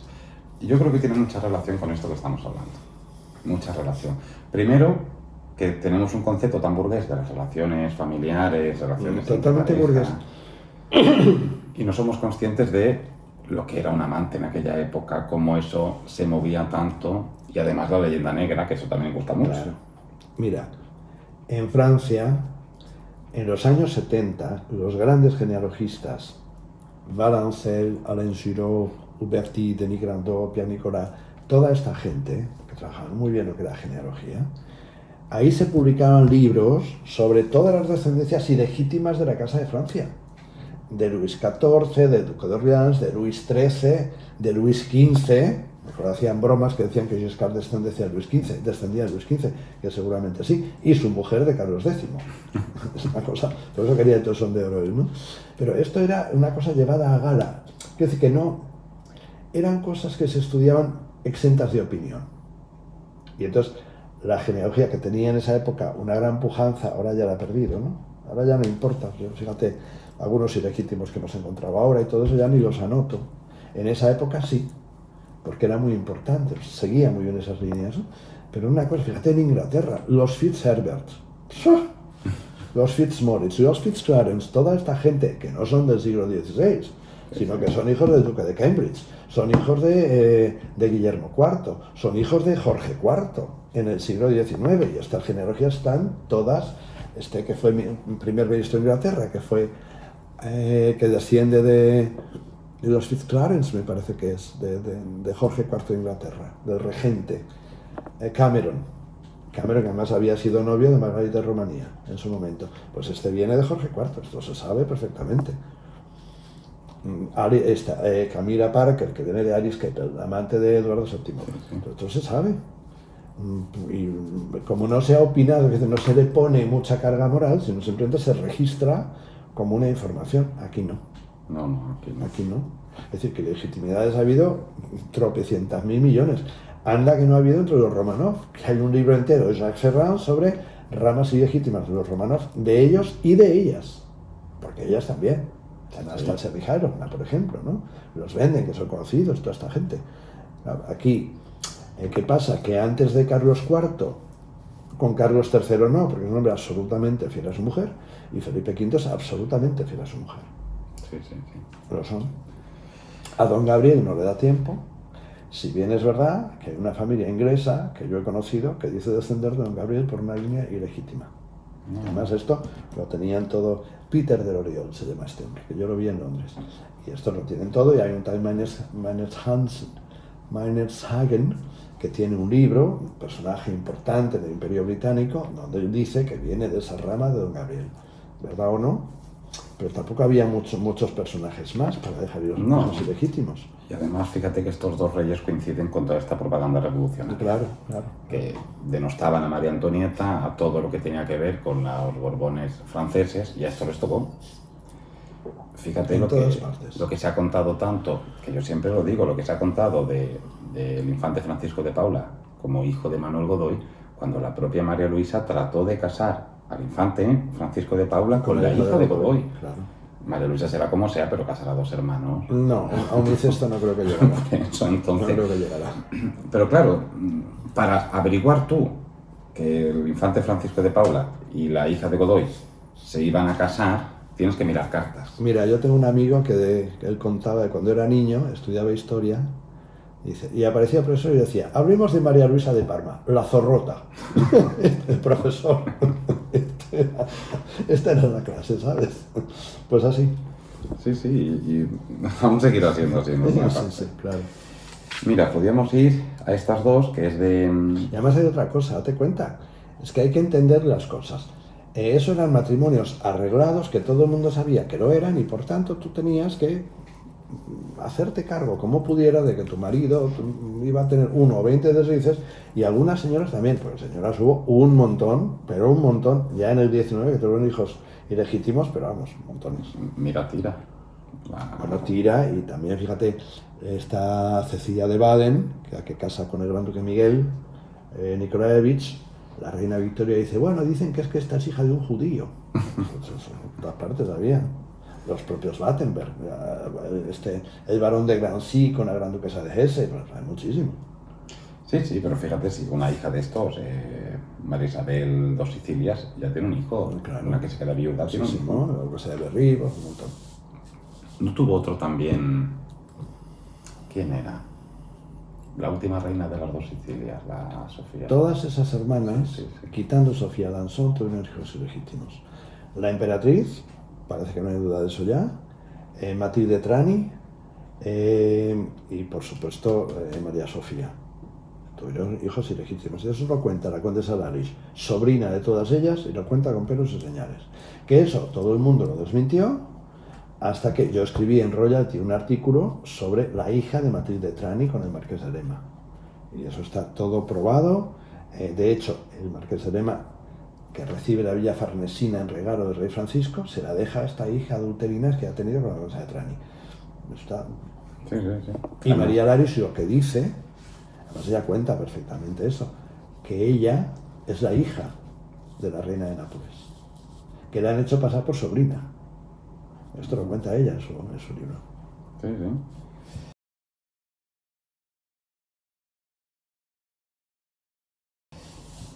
¿Qué más tienen aquí? ¿Cómo es? Aquí hay dos preguntas que pueden ir de la mano. ¿Cómo es investigar en un archivo? ¿Y cómo planteáis la elaboración de un libro? Investigar en un archivo es un engorro a veces. Es fatigoso, es engorroso, y sobre todo cuando tienes que ver pues estas letras, ¿sabes? Que están que están en inglés. Por ejemplo, es una carta de la reina de Rumanía a su hermana Victoria Melita, y esta todavía se entiende bastante bien, pero es bastante complicado. No te digo ya las que están en alemán gótico, que eso es imposible, ¿no? Pero pues sí, cuesta y aburre, pero bueno, hay que ir y buscar. Cuando uno busca, encuentra mucho más de lo que se cree. Esta es otra cosa. ¿Te acuerdas cuando empezamos con las hermanas de Francisco de Asís, que pensamos que no saldría nada y nos salieron 400 páginas? Si se busca, se encuentra.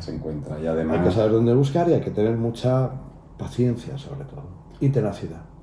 Sí, y además nosotros, por ejemplo, tanto para lo de las cuñadas, que aquí nos preguntan por ella también, por ellas, como para el Rey Francisco hemos utilizado mucho Archivo Español, que tiene muy fácil acceso, es decir, es fácil acceder.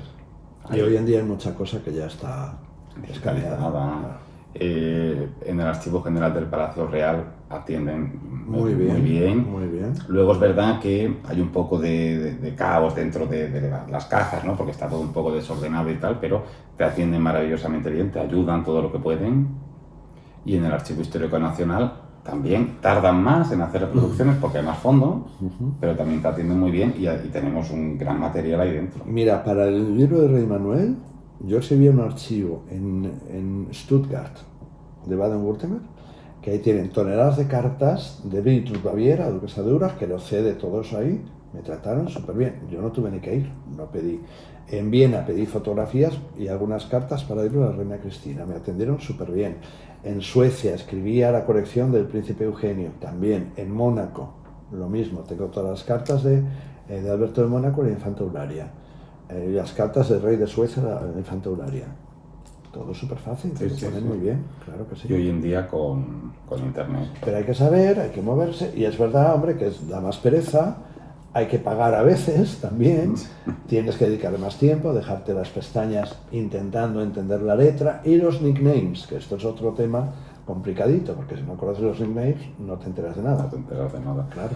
Porque fíjate que ellos, ahora hablamos de lo del libro, ellos no dejan de ser familia, entonces, pues, ella, Missy, llama Daki a su hermana, o sea, la reina de Rumanía llama a Daki, no le dice Victoria Melita. No.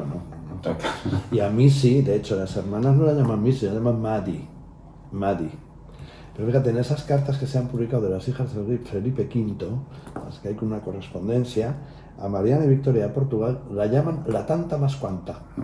Que no sé por qué, tanta más cuanta. La tanta más cuanta escrito. Cosas así. Ese libro es antiguo, ¿no? Tendrá unos años, sí. Hay mucha cosa ahí, pero claro, tienes que dedicarle horas a eso, ¿no? Sí. Y a entender también en ese lenguaje, en esa forma de escribir de la época, que es otro tema, ¿no? Pues fíjate que yo leyendo las cartas de María Cristina, la gobernadora, y del rey Francisco, he visto que tiene un lenguaje también que yo pensé que era mucho más moderno de ahora y utilizan formas de expresarse que hasta hace poco se están utilizando. Y muy populares, ¿eh? Sí. Muy populares, porque se dicen de todo abiertamente sin ningún problema, ¿eh? Mucho refrán también, sí. La verdad, muy a la patarayana, la verdad es que eso también es sorprendente, no es nada formal.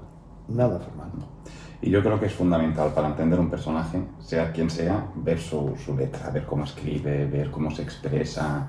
Si no, es como llegas un poco a la psicología, ¿no? del personaje. Mira, hay una carta, que la tengo yo por ahí, de Alejandra Hohenlohe-Langenburg, la hermana de María de Rumanía, describiendo cuando va a Dorn a la boda de Lulu y Kira, y es demoledora. El repasón que hace, empezando por el Kaiser, a todos los vegetarios que están allí, cómo describe la mal vestida, el uno, el otro, que no han visto no sé cuánto tiempo, una cosa impresionante. Y es una forma de acceder a sus intimidades, ¿no? Claro. ¿Cómo planteáis la elaboración de un libro? O sea, yo me refiero a cómo planteamos hacer, cómo se va haciendo, ¿no? Mira, yo, la verdad, lo que no puedo empezar es nada sin tener un índice primero. Sin un índice, aunque no sepa luego eso cómo va a terminar o qué es lo que voy a cambiar, si no tengo un pequeño esqueleto, no puedo, porque si tienes el esqueleto tú empiezas a volcar, aquí, ya lo ordenarás o lo decorarás, pero si no, se me hace muy difícil. Necesito tener una idea más o menos de cómo estructurarlo. Sí. También es verdad que lo que hacemos nosotros, al ser cronológico, es mucho más fácil, porque la cronología te da la secuencia. Es más fácil, pero lo hace más plomizo. Fíjate el problema que nos hemos encontrado con el rey Francisco en la parte del exilio, porque la parte del reinado sí la podemos organizar mejor. Está más estructurada porque los hechos estructuran. Lo otro ya es una vida al albur de lo que sucede, pero sin gran importancia, y ha sido mucho más difícil porque, claro, tienes que dar un toque un poco más, tiene que haber más literatura ahí, no te dirigen tanto los hechos, ¿no? Sí, pero Pero sí, sin que haya un cierto esqueleto, una cierta matriz, aunque luego lo cambies, para mí es muy difícil. yo pienso igual, primero un índice y ahí ir volcando toda la información. Claro. Luego ya la vas decorando, la vas poniendo bien, vas poniendo las cartas Sí, que sí, encuentres sí. y todo, pero se Sí, necesita sí. un esqueleto fundamental.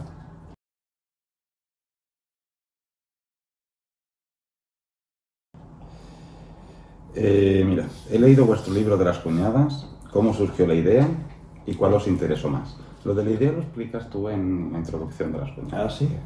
Cuando Bueno, tomamos ese café fue en ese día Sevilla. calurosísimo en Sevilla, que tú tenías tantísimo material y querías hacer algo de Francisco de Asís. Y te veías desbordado, porque era él y todo este tropel de señoras, que era una cosa impresionante, ¿no?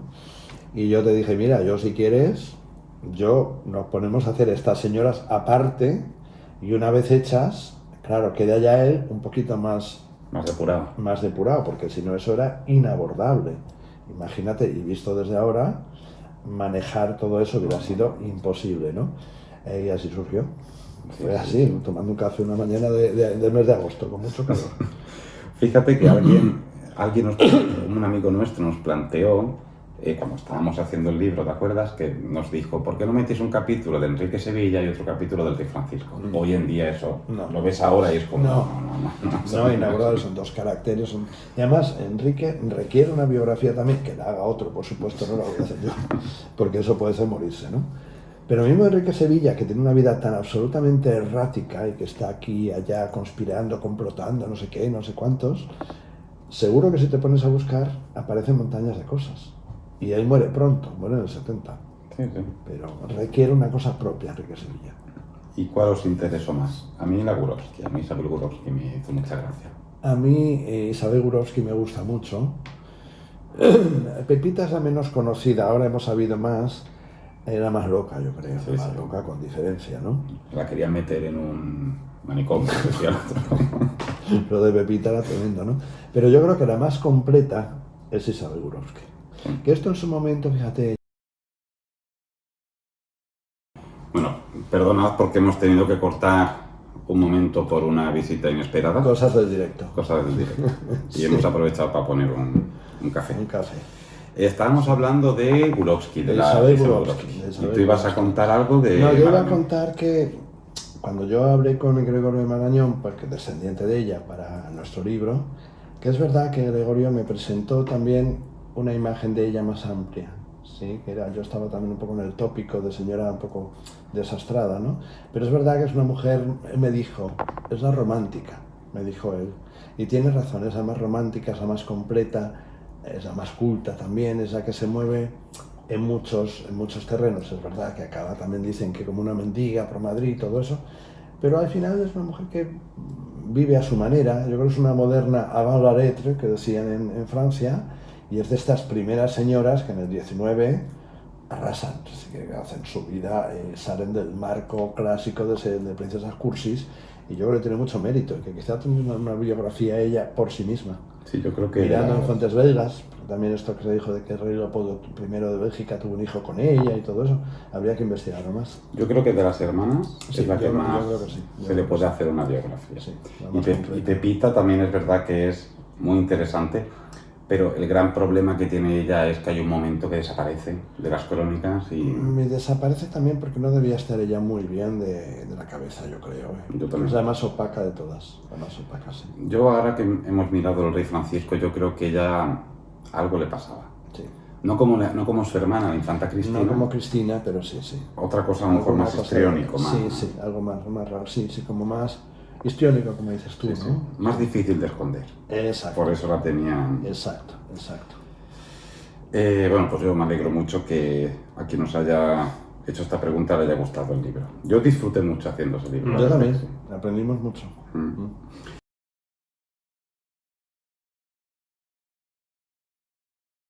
Ahora nos vamos un poquito a las casas alemanas, porque ya quedan muy poquitas preguntas y ya quedan pocas. Nos hace una pregunta. ¿No creéis que las casas alemanas están poco explicadas en España? Hay un profundo desconocimiento y cosas que hay están fatal. Y pone entre paréntesis que en español, cosas que hay en español están fatal. Absolutamente cierto, es verdad, fíjate que sin entender Alemania no se entiende el resto, es imposible, porque además Alemania es el mercado matrimonial de todo lo que no es católico, de todo el mundo luterano, protestante, ortodoxo, la corte rusa incluso, ¿no? Y luego Alemania provee de estos matrimonios mixtos que son muy interesantes, que se dan ocasionalmente y que hacen que se mezclen los dos mundos, el norte y el sur. Por ejemplo, Luis I de Baviera y Teresa de Sajonia-Altenburg. Ese es un enlace clave para entender. Y otro enlace clave es el archiduque Carlos, el abuelo de la reina Cristina, se casa con una Nassau. Hay el archiduque José, que se casa primero con una gran duquesa rusa y después se casa con una Württemberg. Eso permite entender muchas cosas. Entonces, ¿qué es lo que pasa? Que no hay literatura. En inglés sí hay. De eso es un tema que me gusta mucho, que he leído mucho, pero en español no hay absolutamente nada. Alguna cosa que yo a lo mejor he contado aquí o allá, de las que yo sé, pero no hay nada, absolutamente nada. No.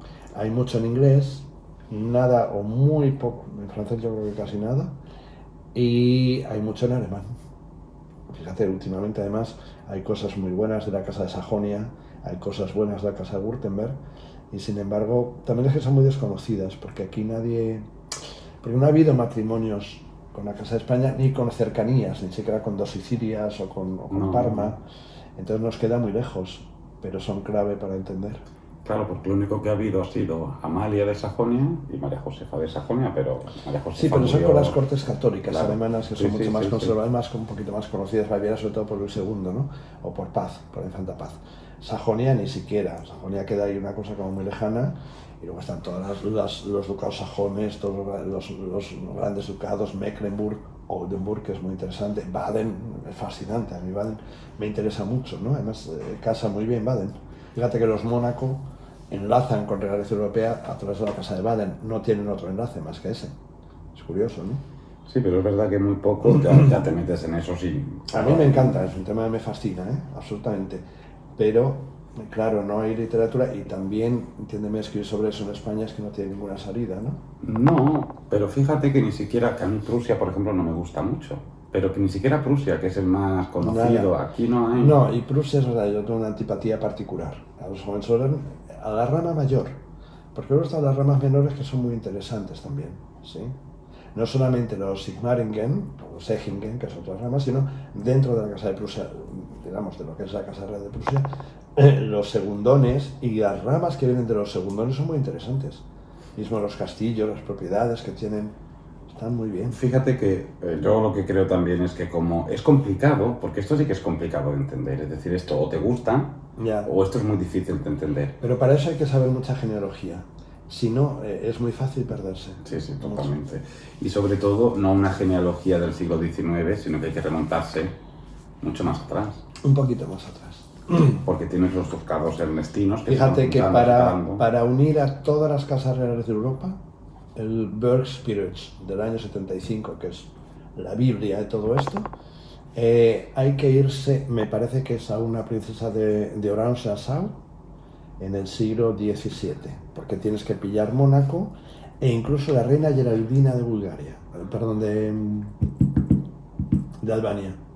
O sea, para recoger a Geraldina y recoger los Mónacos son los más difíciles, hay que remontarse, me parece que son unos Orange del siglo XVI. Pero al final está todo ahí. Sí, sí. Un día Y no podremos- olvidemos que Catalina la Grande es una princesa de Anhalt. Cuidado. Claro, ya Sabinas de Rusia, ¿qué son? Württembergs, Badens, Prusias, Sí, sí, sí. Hesses. Bueno, y las reinas de Dinamarca también vienen de ahí. Claro, de Suecia, sí, sí. De Suecia, de Reino Unido también vienen muchas de ahí. Un día sí que podríamos dedicarle al mundo alemán. Bueno, a mí me encanta eso, o sea, cuando quieras.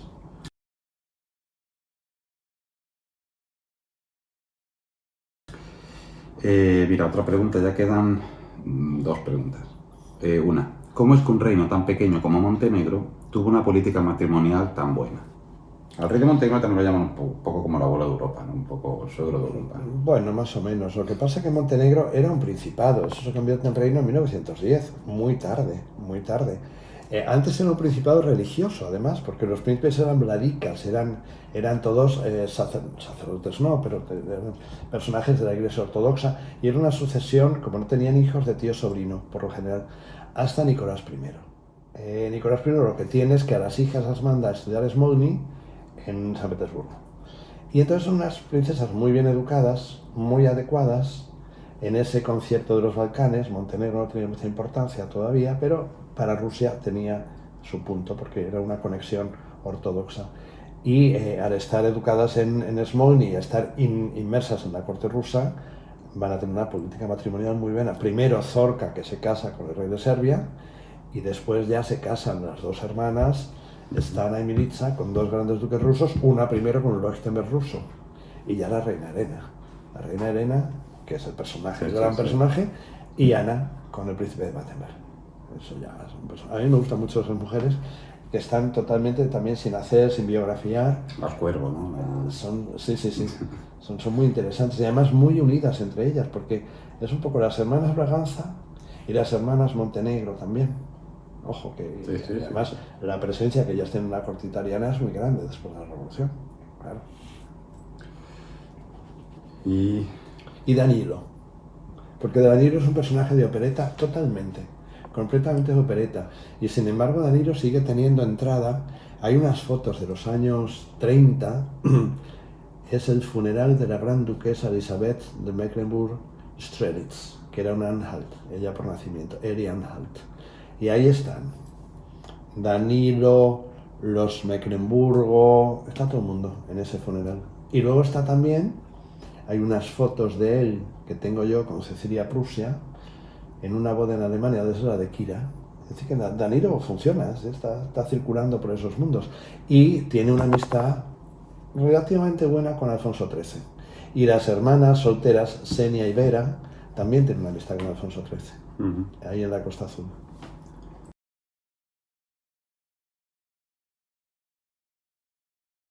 Mire, la última pregunta que nos hacen: ¿qué personajes españoles royals están aún por biografiar y qué personajes europeos? Mira, de europeos, la que te he dicho antes, la Coburgo. María Coburgo es un personajazo. Y está sin hacer. Pero hay muchos, hay muchos que se pueden hacer todavía. Incluso algunos que parecen así como secundarios.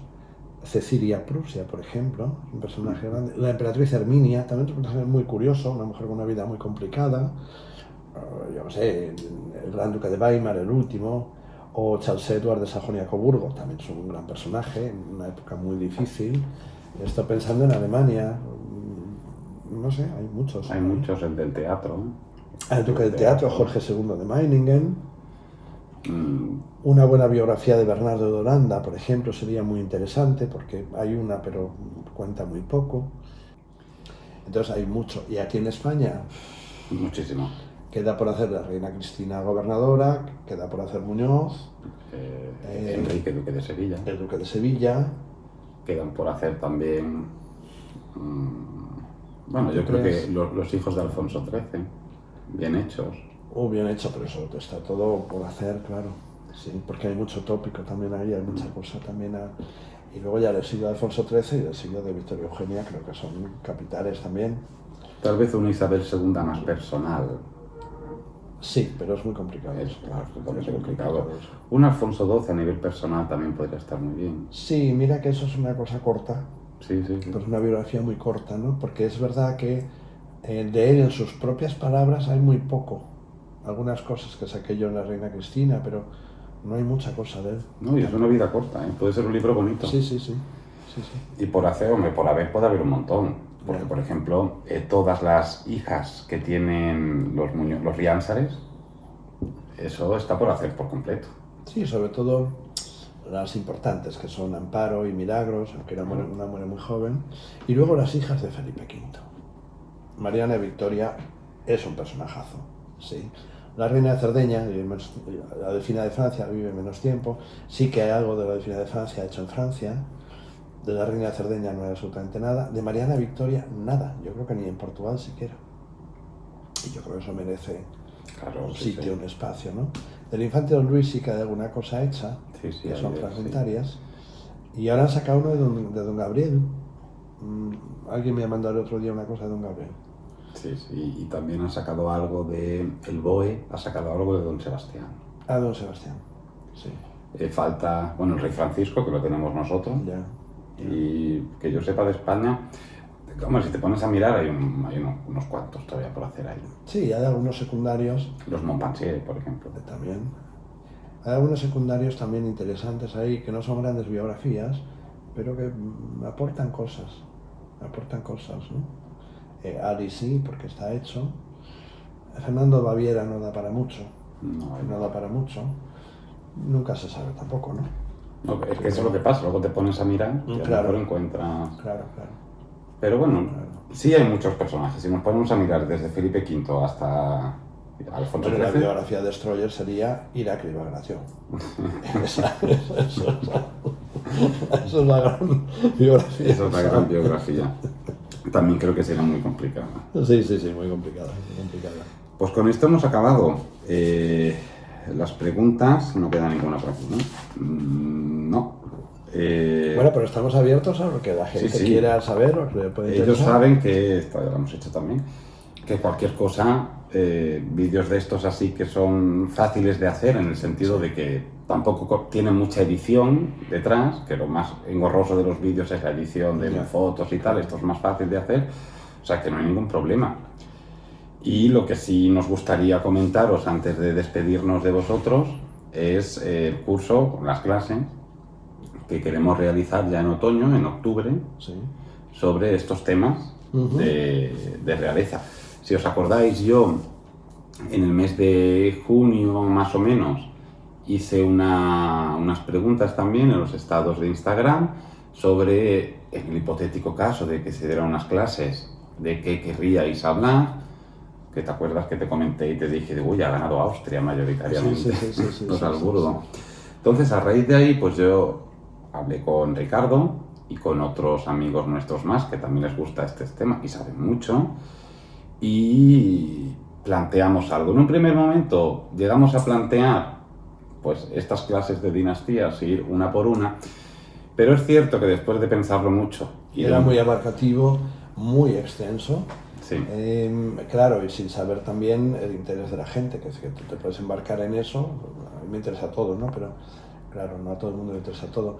Entonces, esto que hemos pensado ahora que hacer como áreas temáticas. Como áreas temáticas. ¿No? O sea, como clases, una serie de clases sobre áreas temáticas, cuestiones, donde desde un área, no sé, un terreno, poder aglutinar cosas que tengan sentido. Y desde ahí poder tocar, porque esto también es como un puzzle, ¿no? Porque vas a traer aquí una parte psicológica de un personaje, pero puedes traer un entorno, unas relaciones, una forma de pensar, una forma de hacer, unas propiedades, unas joyas. Unos modos, unos usos. Lo que queremos hacer es hablar de todas las dinastías, pero de una forma más temática y englobarlo todo. Pues fíjate, de joyas, por ejemplo, que se ha hecho pues, lo clásico, ¿no? Las españolas, las inglesas, pero hay algunas piezas importantes en casas pequeñas alemanas. Por ejemplo, los Lippe tienen lo que llaman el Pauline Schmuck, que es un regalo que le hace Catalina la Grande a su sobrina, la princesa de Lippe, que es una Anhalt. Y eso se va pasando generación tras generación hasta hoy. Hoy en día la tiene el hijo de Armin. Es decir, los Weimar tienen una colección espléndida. No sé, cosas así que son menos conocidas, piezas que van pasando, que puede ser interesante también, pero eso, desde una visión temática. Sí, una visión más temática. Estamos trabajando en ello, queremos ver estos temas, cómo plantearlo. Como siempre, vosotros pues estáis ahí, que sois los que vais a consumir esto a la hora de verlo. Claro. Entonces, podéis darnos alguna sugerencia de cómo queréis plantear esto.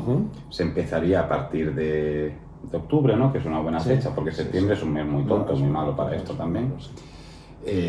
Serían clases de 2 horas, a un precio bastante módico. Y sobre todo unas clases interactivas en las cuales no estaríamos nosotros dando el discurso, sino que queremos que vosotros también participéis, que ellos también participen, y habíamos planteado dar alguna sesión gratuita entre bloque y bloque para las preguntas, las dudas, para poder resolver cualquier cuestión. Estas preguntas que nos estáis haciendo, pues... Y que siempre es mejor y más rico, Jonathan. Yo he dado muchos cursos. Colocarse de busto para arriba es una cosa muy pesada, porque además puedes pensar que aburres. Es decir, también, si hay un feedback, el que sea, es mucho mejor para uno se cansa menos y hay mucha más dinámica. Quiero decir que a mí, cuando la gente en mis cursos me hace preguntas, yo me vengo mucho más arriba, porque hay cosas que de pronto se me ocurren, me acuerdo de esto, de aquello, lo puedo dar desde otro sitio, ¿no? Si no, es una cosa así como demasiado mazacote, no sé cómo decir, ¿no? Y que es unidireccional. Entonces, Exacto. Pero hay cosas interesantes, propiedades, por ejemplo. Fíjate, el otro día, buscando para esto de el exilio de la reina Victoria Eugenia, me encuentro una carta en la que, en el 31 de mayo, por ahí, María de Rumanía les ofrece a los reyes el Château Fabron que ella y su hermana habían heredado de María Coburgo. Y la reina, que está en Fontainebleau, en el Hotel Savoy, dice, bueno, mira, te agradecemos muchísimo esto, porque de corazón, pero de momento no sabemos todavía qué es lo que procede a hacer. Pero le hace un ofrecimiento de Château Fabron, que lo van a vender después. Y que eso era una propiedad, fíjate, de la duquesa Alejandrina de Sajonia-Coburgo, que era una abad en ella. Pues Sí, eso, sí. una propiedad privativa de ella. Bueno, cosas así, ¿no? Sí, son interesantes todo eso. Y sobre todo es verdad que después de pensarlo mucho desde las áreas temáticas, yo creo que es más abarcable también. Yo creo que sí. No empezar dinastía por dinastía, que eso... Es que, ¿cuántas nos salieron? 50 y... 53. 53. 54, una barbaridad. Bueno, Una es cosa. que yo me volví loco ahí también, me puse muy abarcativo. También porque a mí me interesaba mucho dar espacio al alemán. Los raros, los Reuss, los Schwarzburg, los Holstein, yo sé, los Anhalt, toda esta gente menos conocida, ¿no? Sí, desde los grupos temáticos estos que vamos a hacer se les puede dar espacio perfectamente a todo eso. Claro. Entonces estamos abiertos a sugerencias, a que nos digáis pues qué os interesa más, qué os interesa menos, y para que nos hagáis también preguntas de estas y hacemos un vídeo de este más adelante. Espero que os haya gustado esto de las respuestas que hemos dado. No ha sido un vídeo tampoco tan largo, porque tú y yo tenemos algún vídeo más largo. Bueno, y que no ha sido un peñazo, ¿no? Que a veces es un peñazo, ¿no? Uno puede contar cosas que no tienen interés. Si os surgen más dudas en la parte de los comentarios del vídeo, pues podéis poner las preguntas, y en algún momento, cuando volvamos a hacer un vídeo de esto, yo las rescato y las respondemos. Muy bien. Y como siempre, pues para ti, Ricardo, pues gracias por estar ya en el... A ti, y gracias a vosotros, porque sin vosotros nada se puede hacer. Exacto. Y también pues, gracias a vosotros por estar ahí, si nos veis por YouTube o nos escucháis por Spotify o cualquier otra plataforma. Y nos vemos pronto en otro vídeo, en otros vídeos que tengo por ahí todavía montando y preparando. Ánimo, no sé. Jonathan, ánimo. Claro. Ponte con ello, ponte con ello. Sí, es complicado, es complicado. Pues muchas gracias nuevamente. Gracias. Y como siempre, hasta luego.